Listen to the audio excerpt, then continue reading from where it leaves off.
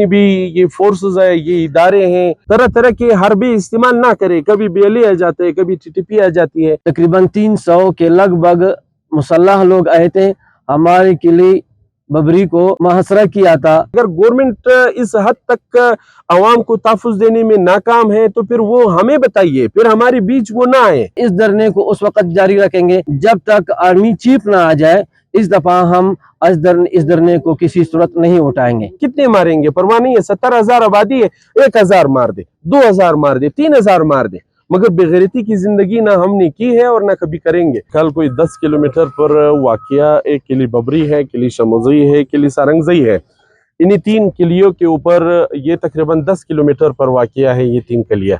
ये लोग साइडों से जो है पूरे किलियों के ऊपर हमला आवर हुए हैं मुख्तलिफ अतराफ से, जिसके नतीजे में जो है हमारे 4 नौजवान शहीद हुए हैं और इस टाइम 7 ज़ख्मी हैं और तकरीबन कोई 19 के लगभग बंदे वो लोग अपने साथ लेकर के गए हैं। इसी बिहा पर जो है यहाँ पर हमने स्ट्राइक का ऐलान किया। तकरीबन 300 के लगभग मुसल्लह लोग आए थे, हमारे किले बबरी को मुहसरा किया था। वहाँ के नौजवानों को मारा, शहीद किया।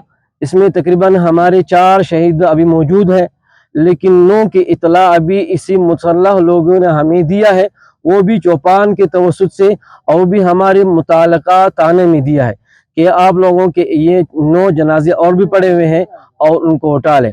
हमारे इतलाआत के मुताबिक अभी भी वो मुसल्लह लोग और वो अपने ठिकाने पर मौजूद है।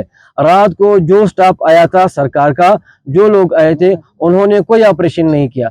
इससे पहले भी हमने धरना दिया था, तब भी उन्होंने कोई ऑपरेशन नहीं किया। कल भी इन्होंने कोई ऑपरेशन नहीं किया। इससे रोटी वाला सिलसिला भी नहीं मांगा है कि हमें रोजगार दे, सिर्फ यही कहा है कि बाबा यही हमारा जमीन है, पाकिस्तान बनने से पहले हम यहाँ रिहाइश पजीर हैं, हम अपने इलाके में जीने दे। तरह तरह के हरबे इस्तेमाल ना करे। कभी BLA आ जाते हैं, कभी TTP आ जाती है। ये कौन सा है? अगर गवर्नमेंट इस हद तक अवाम को तहफ़्फ़ुज़ देने में नाकाम है तो फिर वो हमें बताइए, फिर हमारे बीच वो ना आए।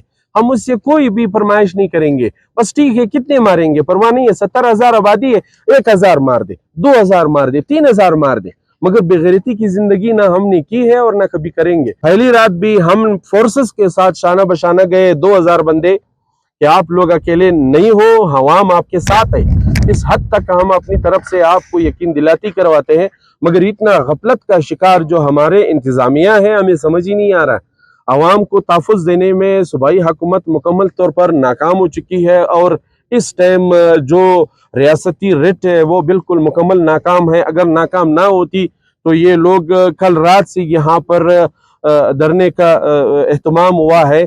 हमारे पास सिर्फ वज़ीर दाखिला साहब आए कि जी आप लोग चले, हम आपकी जो है मीटिंग पला साहब से कराएंगे, पला साहब से कराएंगे। क्या ये बात की हमारा हल है? हमारा इंशाल्लाह आज 5 बजे मुतवक्के है ऑल पार्टीज कॉन्फ्रेंस भी हमने यहाँ पर बुलाया है। जितनी भी बलूचिस्तान के अंदर ब्रदर अक़वाम है उस सबको हमने बुलाया है कि ये मसला अभी गवर्नमेंट से हल होने वाला नहीं है। अवाम अपनी आपस की जो इत्तेफाक बरकरार रख करके तब इंशाल्लाह ये अमन की तरफ हम आगे बढ़ सकते हैं। कि अमन की तलाश में ये तो हुकूमत की खुद जिम्मेदारी बनती है। जो इक़्तिदार पे बैठे हैं वो क्यों नहीं समझते हैं कि लोगों की अमन की ज़रूरत है। जो हुकूमत लोगों को अमन नहीं दे सकते हैं, जो हुकूमत लोगों को रोज़गार नहीं दे सकती है, वो हुकूमत करने के काबिल नहीं है, वो नाअहल है।